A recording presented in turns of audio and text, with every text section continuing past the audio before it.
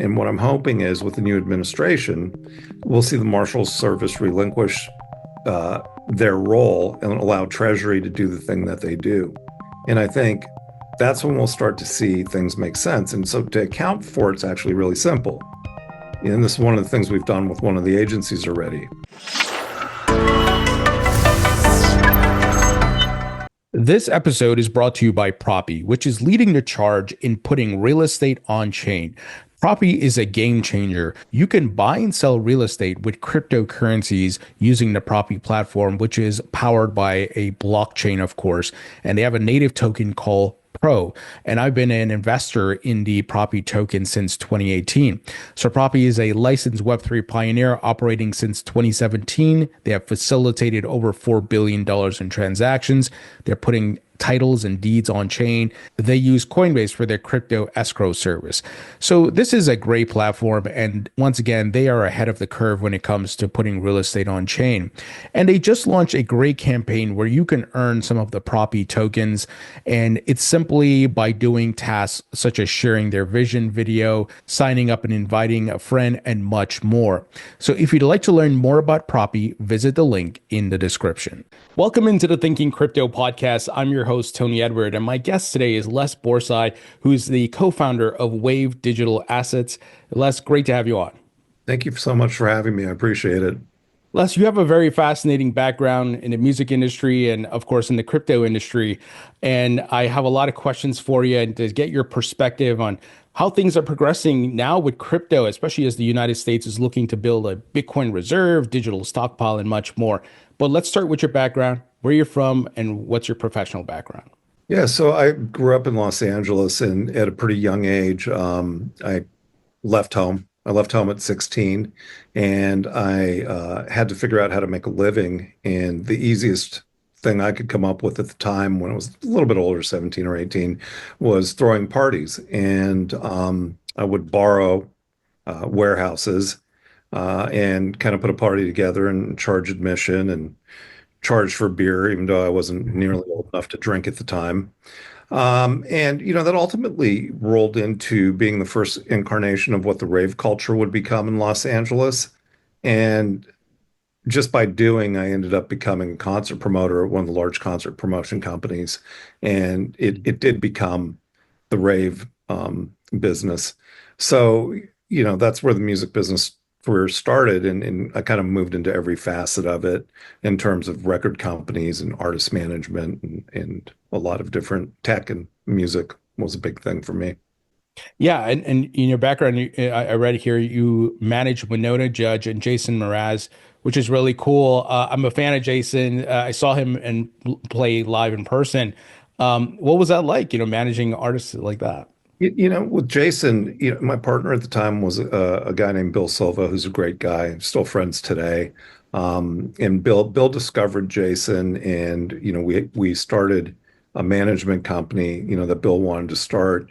And Jason was a unique person and a unique talent, so far, with most of the artists I've ever worked with, there always seemed to be something missing that drove the art and drove the creativity and the music.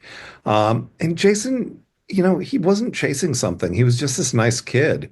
And, it was fun kind of exploring, bands he had not discovered and watching him grow. But he was just a talent, from the beginning. And it just made it, he used to say, all those other bands you manage are coffee, I'm tea. And that's really what it was. I mean, it was just a good experience with him where others were, I tended to manage the bands that were really, really hard. Yeah, he definitely has a different personality, and I think that's what I gravitated to him, and his music, and of course, the vibes from his music and things like that. And I was also learning guitar, so I was kind of studying what he was doing. So that's really cool. Now, how did you end up going into crypto? Because I also read you were an advisor to Ripple Labs in the early days. Still am. So that happened in 2013. Like with anything, I always tended to gravitate towards things that made, that I had an interest for and that I was curious about. And, with music, it became about tech and music. So the deeper I got into um, launching products that, might have used artist content or artist licensing and, blended these concepts of, new technology, like when apps were launched on the iPhone store and, different ways to digest music and, crypto was a thing where I was like, oh, geez, Bitcoin's $600. How did I miss that? And I really like had this goal to go find the next Bitcoin. Mm. And, what I ended up finding was XRP first.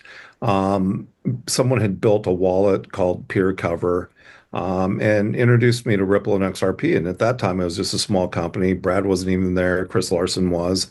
And I think somehow I convinced him I would be a good addition as an advisor. And later on, I did some things with them, so I feel like I finally did provide some value because I always felt like I wasn't providing any. But at the same time, I ended up figuring out how to do the Ethereum presale. So downloading the JSON wallet and not really knowing a lot about technology and especially, blockchain at that time. That was 2014. It was different. You could get into those Reddit communities. You could see, what coins were coming pre 2017 ICO times. And, I was just really, again, just curious about what these things were. And I understood them inherently because I was always kind of a fan of those early cypherpunks, Yeah. and that culture. So, that's Yeah. that's really how it happened. Yeah, to your point, like the cypherpunks era, maybe the web, what you would call Web 1.0, Crypto 1.0, right? The early days, like the dial-up days.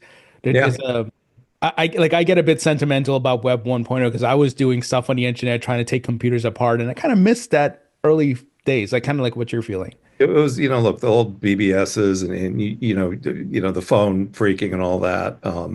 Like people don't remember. If you're old enough, you remember, oh, you can get a free phone call by messing with a landline, and that was a big deal. And Um, but you looked at like kind of that hacker culture, and it was apparent to me that I could never be a coder, but I fell in love kind of with the culture, those early guys, like David Chaum or, just all those. I mean, it's funny, people don't realize Elon was one of those guys way back when.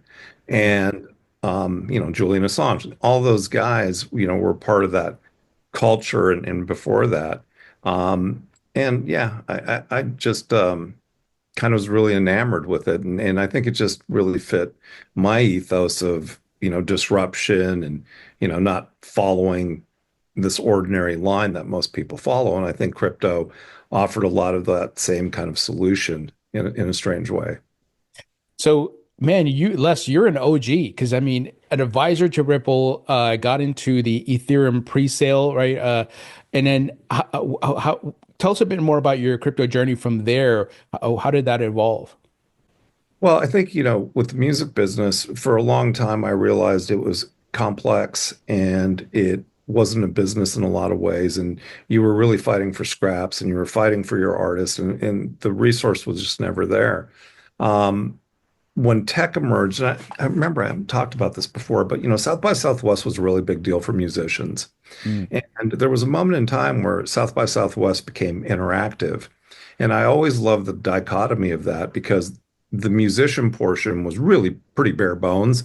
But when you got to the interactive portion, this is in the early days, it was blown out. Like they spent so much money because tech, was a force. mm. And it was kind of like in that moment you realized, okay, I know where all this is going. And getting out of music was important for me because, after a long period of time, it's not just a business, it's something where you're connected to people in a personal way. And if you spend too much time kind of in that space, you realize a couple of things that, if you want to work harder than the artist, it's very difficult to find success. Um, and, sadly, that was the case with some of the artists that I worked with. So I wanted to get out, and I was fortunate because I had a friend, David Seymour, who was in finance. He was one of the early guys to build venture up in Southeast Asia. He was an M&A banker. And, when the two of us kind of figured out that we wanted to do um, Wave, it just made a lot of sense because we had such different skill sets. He was, conservative. He understood the numbers really well. He understood the products. He understood finance. And I just sometimes had a different way of thinking. So when you put those two elements together, you can really do some magical things. Ben, our third partner, came from traditional finance and it really kind of rounded everything out. Um, Now the market didn't, so there's a long story of, how we kind of survived during those times because to your point, we were really, really early, staying incredibly regulatory compliant the whole time. Hmm. So tell us a bit about Wave Digital Assets and the work you guys are doing. What's your mission? Well, I mean, when we started the company, the mission was pretty clear. Dave, his background was investment, so we were investing in lots of different kinds of blockchain companies at that time. But the thing we really kind of moved into was treasury management for high net worths and protocols. We never did anything that touched retail. We just didn't think it was the right path to take, and for us, it wasn't. We were immediately an RIA with the state of California, and then when we had enough AUM, adhered to the SEC. And we also created products. We were very early uh, doing, structuring of traditional finance products that other people weren't doing. I mean, we always tended to do the thing that was a little bit more complicated, a little harder. And I don't know if that's just because we wanted to challenge, but, we saw ETFs coming and we said, well, everyone's going to do those. You're going to see the Vanguard ones or the Fidelity ones or whatever. So why don't we do something more complicated and tokenize whiskey barrels? So, Mm. or, create a Bitcoin option product. And, that's how the business really, really evolved over time. Those were that was the core business. And then it changed over time because we changed with the market. And I mean, it's an important thing to realize that in 2021, where everything imploded, because we were conservative, we didn't believe the returns that a lot of these promises, that were being made through FTX and others. Mhm. Dave, to his credit, created really great risk mitigation, and we didn't get blown up by any of it.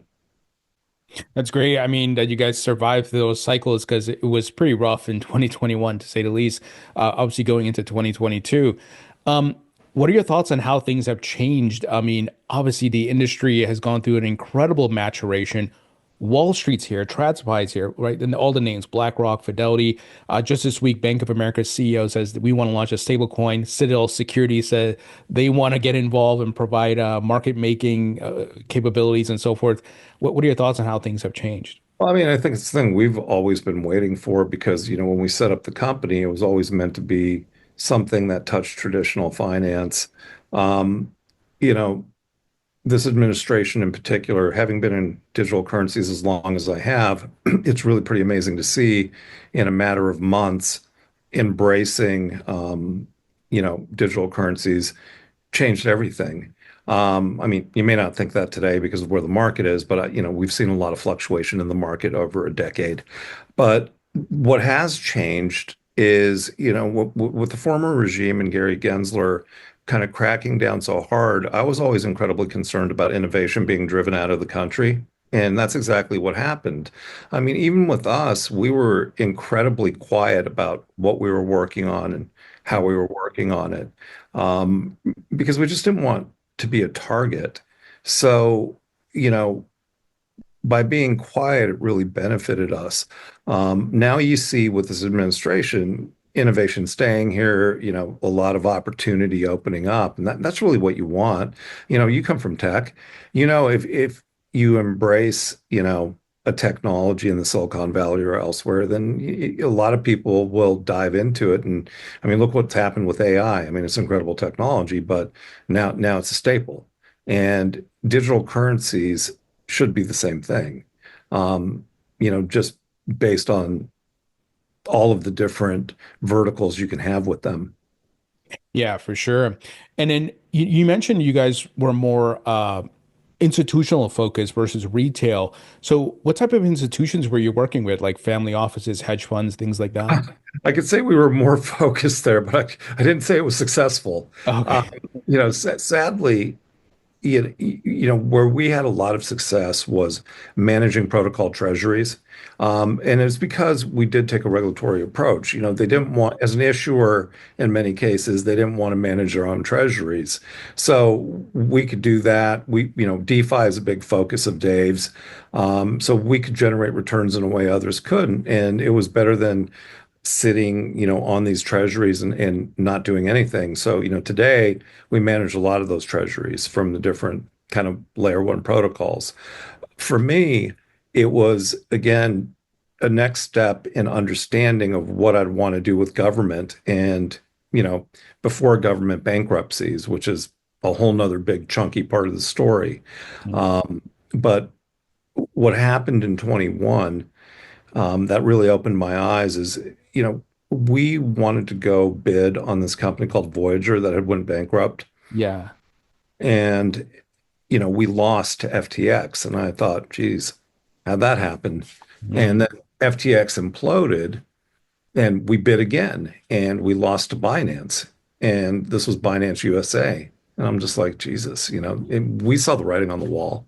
So, it imploded again. And I just really thought to myself, it's interesting that the states are, doing okay, but it's the receivers and the lawyers and everyone else that was, extracting a lot of value because the more you did the process, the more everyone kind of got paid. So I got really frustrated after that. And with Voyager, we went back a third time and we wanted to buy the bankrupt assets only, meaning the altcoins. And that's what we did. So we bought them outright at a discount. And, we had already been pretty good at understanding alts and liquidating and learning, a lot of the nuanced detail because there's so many alts.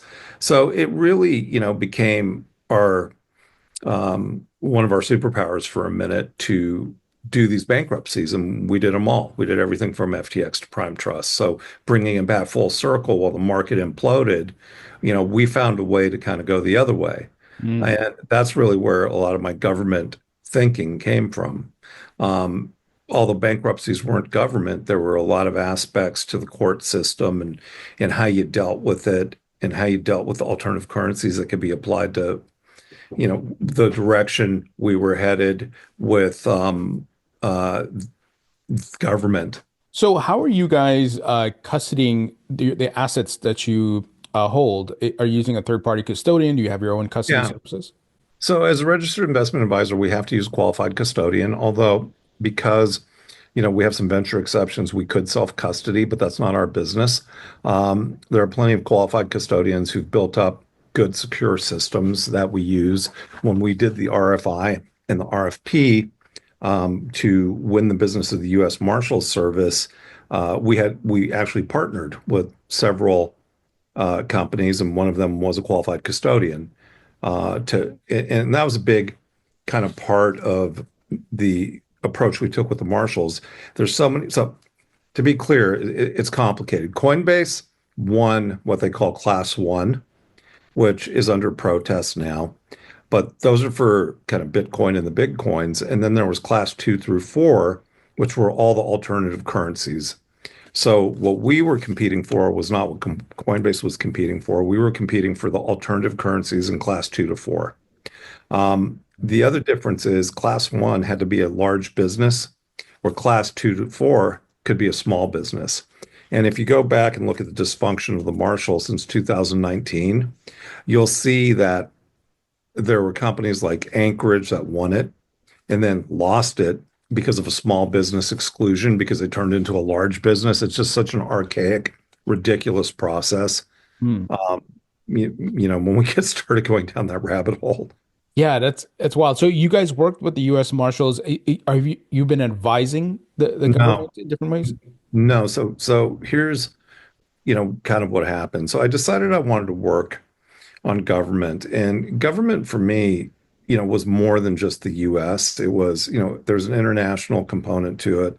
Then there was the federal component, and then there was a state level, and then there was kind of a local level. And so we did a handful of things. I've spent a lot of time meeting with, some attorney generals at the state level. And because of that, we were able to get some contracts to educate different states. Uh, Uh, so that was like crypto curriculum that we could build out because there was really not a baseline understanding. And, if I care about this industry, the first thing I want to do is make sure everyone has a good understanding of what this industry is about, what these assets are about, because they're complex. So we built an education curriculum and literally give it away. Like I have no desire to earn money off of that. And we were fortunate. We, did educate some government agencies as well. So I was already into government for about 2.5 years before all of this happened with the new administration.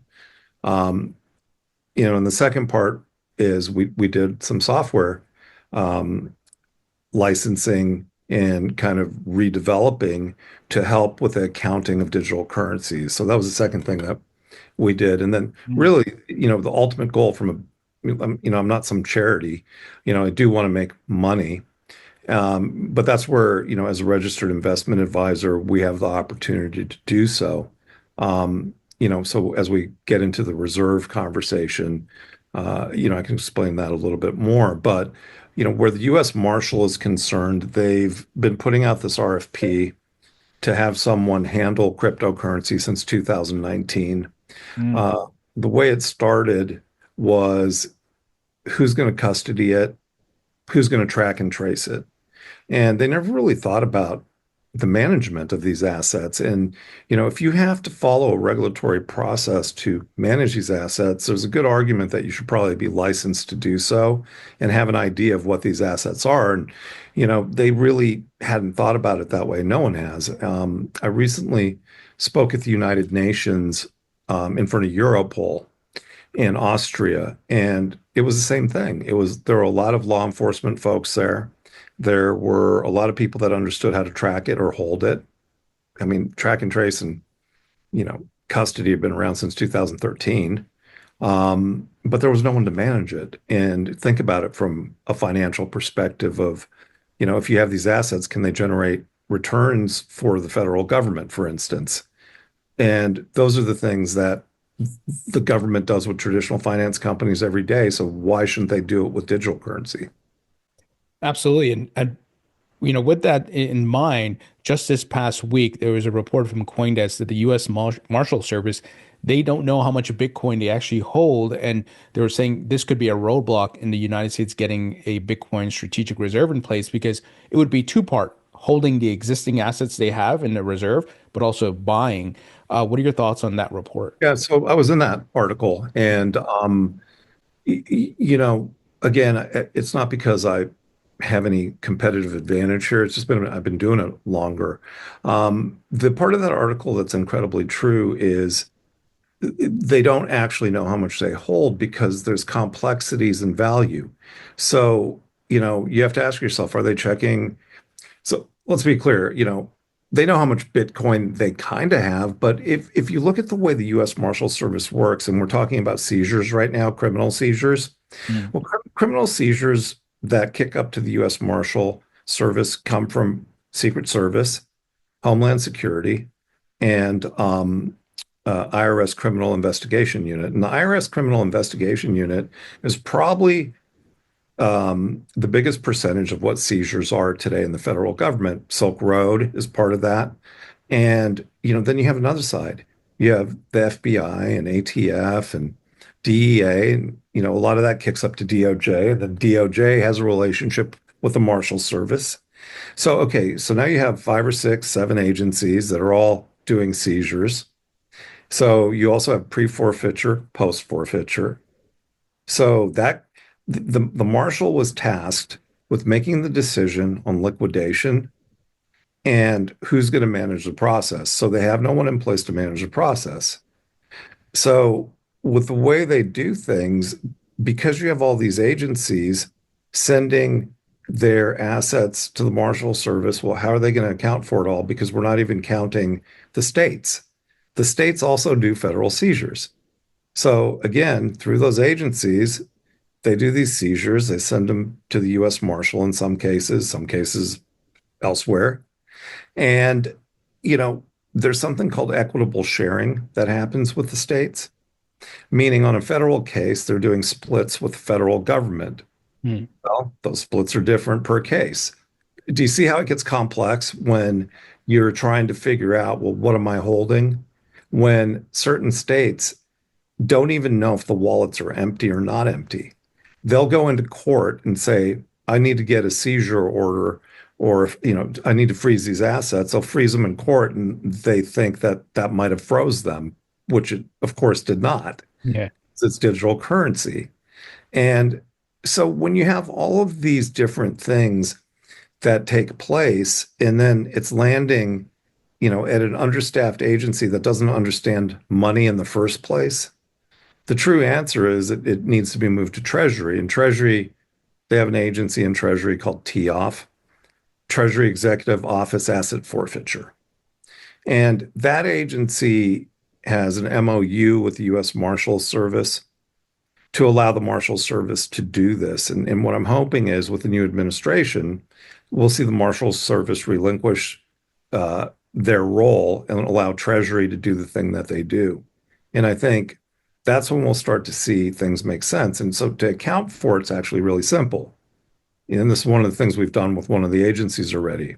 And again, we're not charging for it because I don't necessarily care about making money off creating a foundation. But if you are actually tracking the criminal cases with what they're seizing, you'll be able to account for it because you can put all those splits in, and it's not that complicated to say, these are the fees that they're taking. This is what the value is. And you get into a whole nother thing, which is thoughtful liquidation. So this administration doesn't want to liquidate. They want to create a reserve, and that's great. But what was happening was, the Marshal Service was just sending, these assets out to liquidate them and really not asking anyone's permission. And the one thing that, Right. so we're in a protest with the Marshal right now over this, and there's a protest in class one over Coinbase. And the one thing that's happened is those protests have actually frozen the assets. And I know this president doesn't want these assets to be liquidated. So good news. They're not being liquidated at the moment, while some of this can be figured out. If you were advising the Trump administration on setting up this Bitcoin reserve or digital stockpile, as it relates to security and custody, what would you tell them? Like, which custodian should they use, or should they split the funds up, or I the mean, Treasury specifically, like, or should they use, I don't know, BNY Mellon, which may be launching crypto custody soon? I mean, look, there's a lot of great custodians. Obviously, Coinbase can custody, the assets that they hold. But the problem is with class two through four, they don't hold all those assets. There's many, many, many other assets. And, when you start to get into liquidations of complex assets, there's nuance. One of the nuances that exists is, um, you know, an issuer may actually want that inventory back where there's no liquidity on a coin that isn't that successful, but you can actually extract value. Another thing that's happened in the past, and this is terrible, but the US liquidated Bitcoin at the same time that Germany did, and they tanked the market about 16%. Mm. And, that is just basic communication and actually having a liquidation plan instead of just doing it all and not being thoughtful about how much your liquidation, how much you're going to liquidate and what the impact of the market's going to be. So those are just really simple, basic things that a dumb record guy, could figure out. And again, that's why the education part of this is so important because, you know, to not have structures in place. So I guess what I'm saying is there's lots of great custodians. That's not going to be an issue to Mm. hold it secure. Um, what is more of an issue is how you're going to ultimately handle it because the mistake doesn't necessarily happen with what's being held. It usually happens with what's being moved. Hmm. With that in mind, and all the things we just discussed, and some of the Lot, complications. sorry. That was a lot. Sorry. No, no, no. That's great. Because I think it's a good segue into, will a Bitcoin reserve get approved this year? Because we got to go through all the details and dot our I's and cross our T's. It's not just simply sign a bill, but can they start executing right away? It doesn't seem that way. Well, it does, and I'll tell you why. So there's two ways that the president on the federal side can do a Bitcoin reserve. He can buy it, or he can take what has been forfeited and he can hold it. So buying it's more complicated. That's going to require, all sorts of different kinds of approvals, whether that's congressional or not. But taking seized assets that are forfeited, you have more kind of unilateral control. So solving that problem with the amount that they're holding is a really good start. Mhm. And I actually do know the amounts because I went to the individual agencies to figure out what those were. And, when we mix in the state element, the states, there's 20 states right now that are doing legislation for Yeah. either a digital reserve or a Bitcoin reserve. And I actually have a pretty good solution of how that can accelerate um, versus, the companies out there that are going to vie for the business are talking to the treasury of each state. So what we have is something that's a little bit disjointed right now in terms of all of the different states that have legislation, the products that they're going to try to put through, how they're going to try to do it. And, you know, it's the same thing. Those states have mechanisms where they can buy assets or they have mechanisms where they can make a unilateral decision on forfeited assets. And the stuff that's really interesting to me is, well, what about pre-forfeiture? Why not generate returns on that? Because they do that with fiat. They'll Hmm. put fiat into T-bills, generate a return, and allow that return to go back to good causes and the agency or the state. And, with crypto being kind of so much more robust in terms of what return profiles look like, you can do all the same stuff. Mm. Do you think I think I heard, I can't remember if it was Jersey City in New Jersey, but they had mentioned possibly buying through the ETFs route. Do you think that's a possibility for some of these states, or it makes sense for them to actually go buy the actual asset versus the ETF wrapper?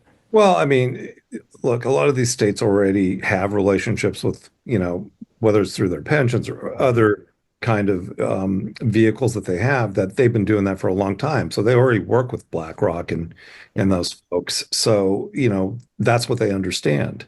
So no, I don't think it's uh, beyond our imagination to think that they're going to take an easier route as it relates. Now, the thing that is more interesting, though, is in the executive order that President Trump put out, he didn't say Bitcoin reserve, it was a digital currency reserve. Right. And I think, Bo Hines, who's incredible if you don't know him, had a lot to do with that. People don't realize that he has been around digital currency for a pretty long time. He's a very ambitious guy that really, I met him long before he got this appointment. Mm. And I was fortunate to meet him. And I was always amazed because he was like such a young guy that cared about, the overreach of the government at the time that innovation was being squeezed out of this country over digital currency. And I was just like, dude, at 25, that's not what I was thinking about. And, so a lot of people, don't know who he is, but I think, his fingerprints on it being a digital reserve versus a Bitcoin reserve is really telling. So if it's a digital currency reserve, it gets a lot more complicated. Mm.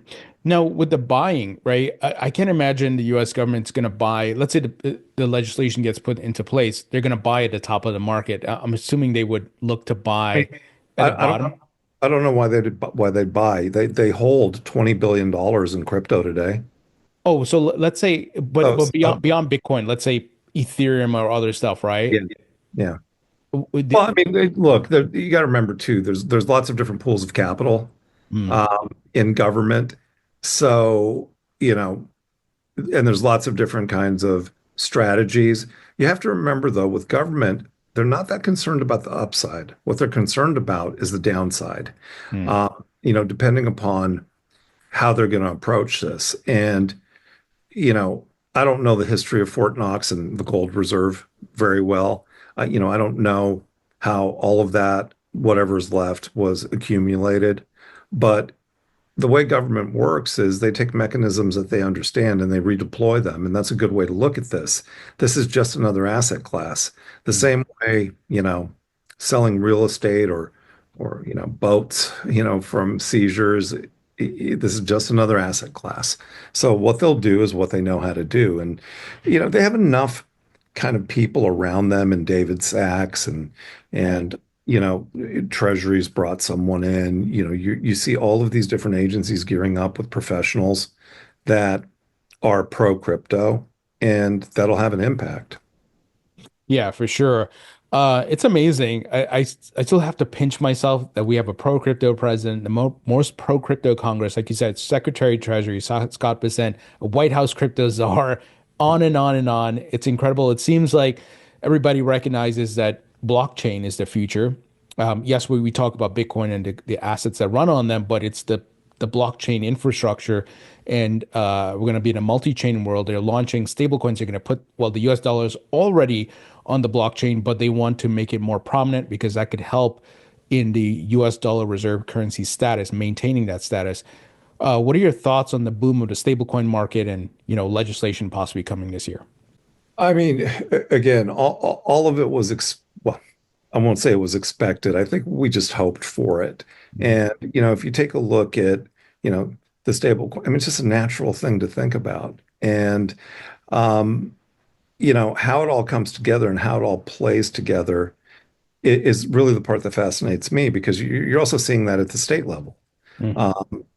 So the fascinating part is, where's it going to be approved at the state level? I mean, stablecoin is, greater than any single state.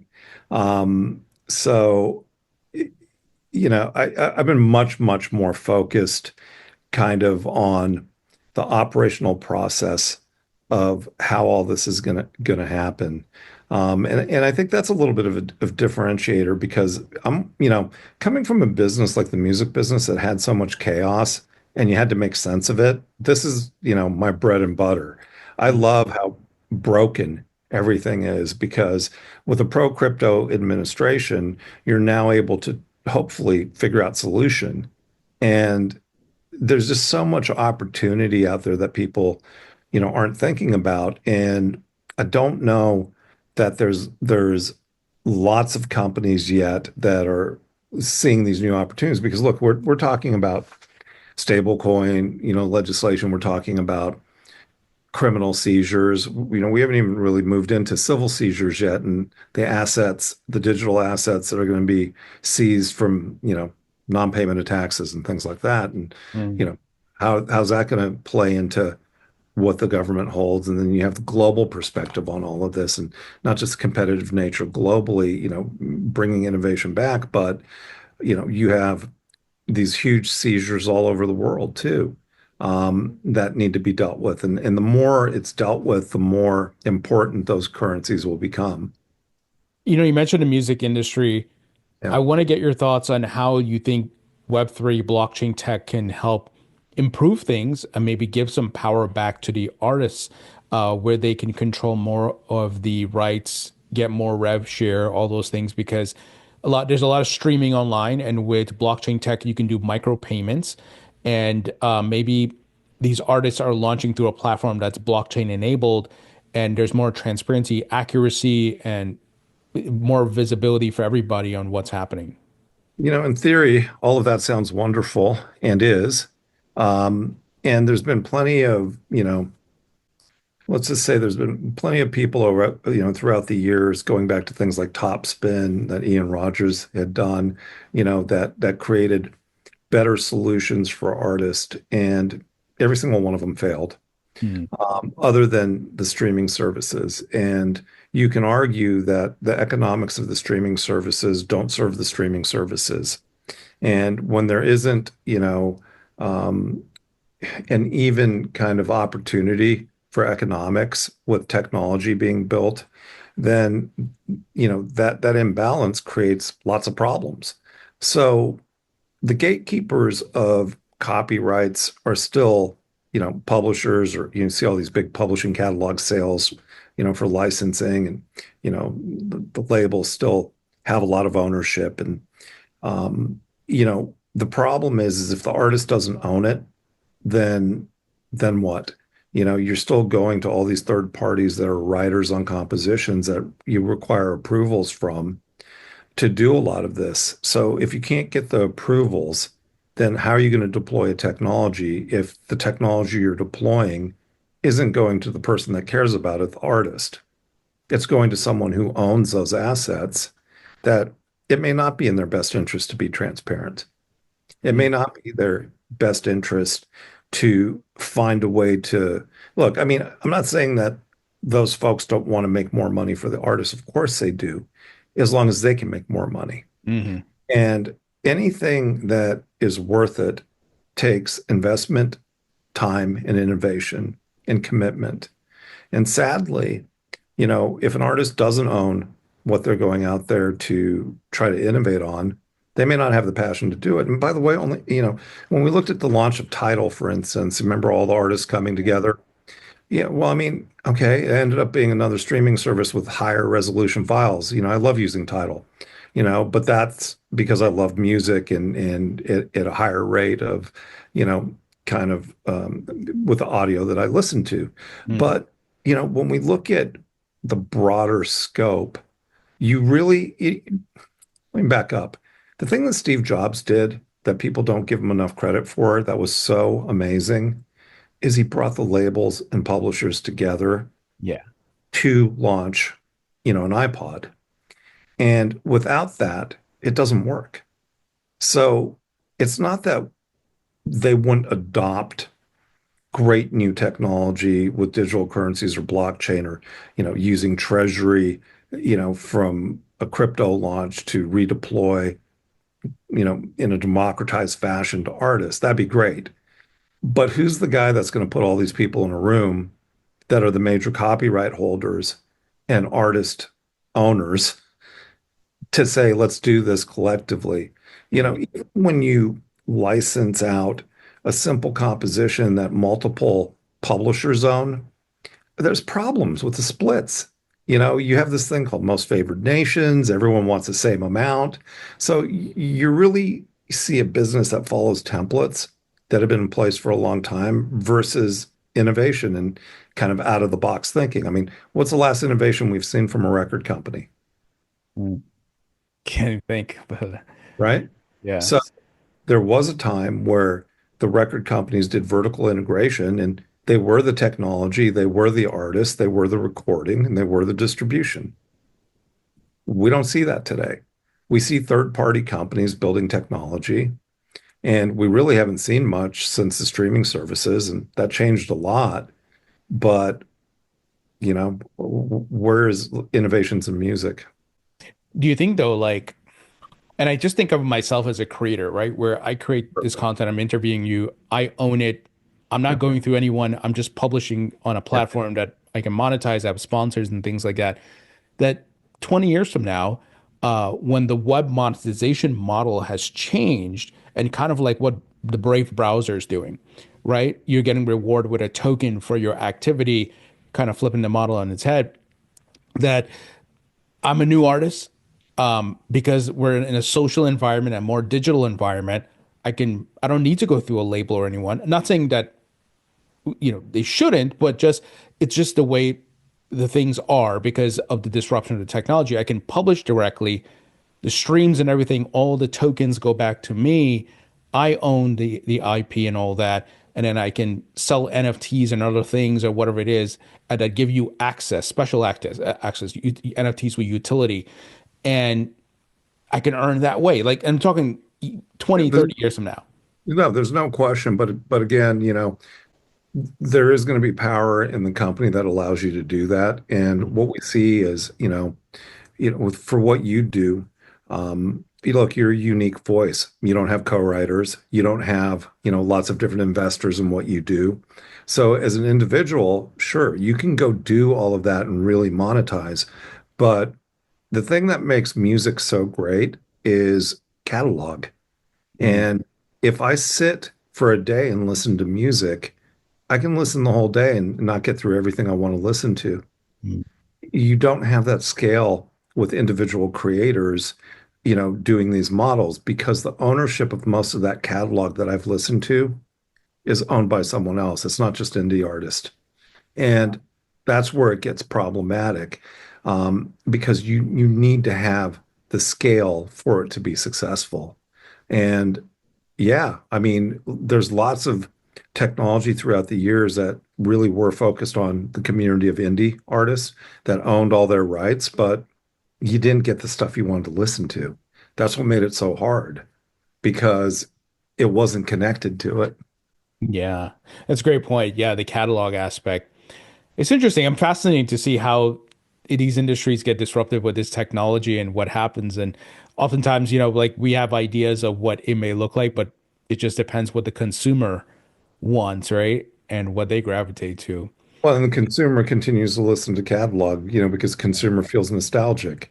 So as long as that catalog and ongoing catalog is owned by someone else, it again becomes incredibly problematic. I mean, music is one of the only mediums I can think of where an actual song has split ownership based on, what that master recording is and what that underlying copyright is. And you take that a step further, and that underlying copyright split many times. When you look at a lot of the hip hop that's come out, or there's so many writers that all own a piece of a song. So to get everyone kind of on the same page at a level of scale becomes incredibly difficult. True. Um, so, what has to happen is the innovation has to be brought in-house. I did this article in Spin, so I write for magazines once in a while. I guess if you can call it a magazine anymore. And, when AI came out, I was really fascinated with this idea that an artist should write with himself, meaning create an AI version of himself that can be an ongoing writer because this artist that's still alive will have trained that AI model. The ghostwriter. Right. Yeah. And what I really loved about that concept was the rights afterwards. Who owns it? Is it his version once he's passed, you know, is it the AI that owns it? What's the publishing going to look like? How's those fights going to happen? And you can really kind of go down interesting rabbit holes, as that emerges, because it'll change legacy in the way things are written if the writing process is literally adopted from the actual artist. Mm. I know we're coming up on time, so I want to get your thoughts also on crypto legislation. Do you think crypto legislation makes it through this year? And are we about to see a boom, economic boom around crypto and the blockchain with all these things in line? I hope so, and I hope so. As someone that cared about regulatory process from day one, all we ever really asked for was more of it, so we knew what the lines looked like. But government's slow. Mm, Not this administration. This administration's fast, but it really is going to depend on the fights that take place, and hopefully there's not a lot of them to see, what gets passed and kind of what doesn't get passed. So if we continue to see um, kind of, this real kind of embracing of digital currencies at the government and kind of traditional finance level. No, I mean, there's a bright future ahead. Um, you can talk to Michael Saylor about that, and he'll say, yeah, there's a bright future ahead for Bitcoin, which I understand, what his sentiment is. But I really like the idea of alternative currencies and what they represent and how they can change future businesses and economies. And I think the music business ultimately will be changed when they figure out how to use those treasuries in an appropriate way and they're able to share more. mm. So that's going to be a really interesting time. You mentioned the alternative currencies. There's a race now for altcoin ETFs, XRP, Solana, Litecoin, Dogecoin, HBAR. There's a lot of app filings. With the SEC moving so fast, dropping tons of crypto cases. They dropped Coinbase, Robinhood, all these things. Do you think we get more altcoin ETFs this year? Oh yeah, yeah, for sure. And it's because, the BlackRock Bitcoin ETF was one of the fastest ETFs in history, if not the fastest. For BlackRock. So what's going to happen is there's going to be this kind of real need for innovative, different differentiation in products. So you have it from both sides. You have the issuers and layer ones that, have issued these tokens that want it because again, it gives them more credibility and a wider audience to distribute to. And you have the distributors that need more product. So these things are all global, and it becomes really, really pretty interesting how this plays out. We I think put an ETP. I think it was a Cardano ETP on the Vienna Stock Exchange. Now, at the time that we did it, um, you couldn't really do it anywhere else. The world's going to change, and we're going to see, other outlets that we can create these interesting projects for and put them out, and that's going to be fun. Wow. That's pretty cool that you guys were able to get that Cardano ETF. Oh, that's amazing. And it, ETP, oh, the ETP, ETP. And yeah. so remind me, because I know the terminology is a bit different outside the US, right? A lot of people call it ETF here, but outside it's ETP, right? What is it's so funny. It's an electronic traded fund versus, I think an electronic traded, Product. yeah, probably product. I don't even know. But we'll have to ask Dave that question. That's his baby. You can talk to me about music all day long. ETF versus ETP, but it's probably product. Now, Yeah. now, now I want to like grab Chat GPT and take a look because I don't remember what it is. All I know is it's pretty much the same thing Right. in a different format on a stock exchange. For sure. What are your thoughts on meme coins? Obviously, Dogecoin, Shiba, some of these meme coins that have been established for a long time have a community, have developers, right? No problem with that. But we've seen kind of the abuse of the meme coin system. I can launch a meme coin right now, Les, and I can rug somebody. I feel we got to put a stop to that. What are your thoughts on that and how it's got out of control? Yeah, I mean, look, I think it's an exchange traded product is what an ETP is, by the way. Oh yeah.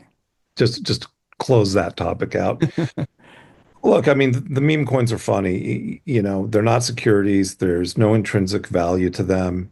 They're essentially just collectibles that you throw out there without any promise of anything. I always kind of say the same thing. The people that tend to get hurt and rugged are, you know, I'm not saying this is the rule, but it's funny. The meme coin culture is so different than other product launches because the people that are investing in these things, they understand the liquidity, they understand the percentages, and where those percentages are going. They can see a rug really quickly. Yeah. The fact that you take a look at the Libra coin and what number in terms of the market cap it went to and how quick it went there.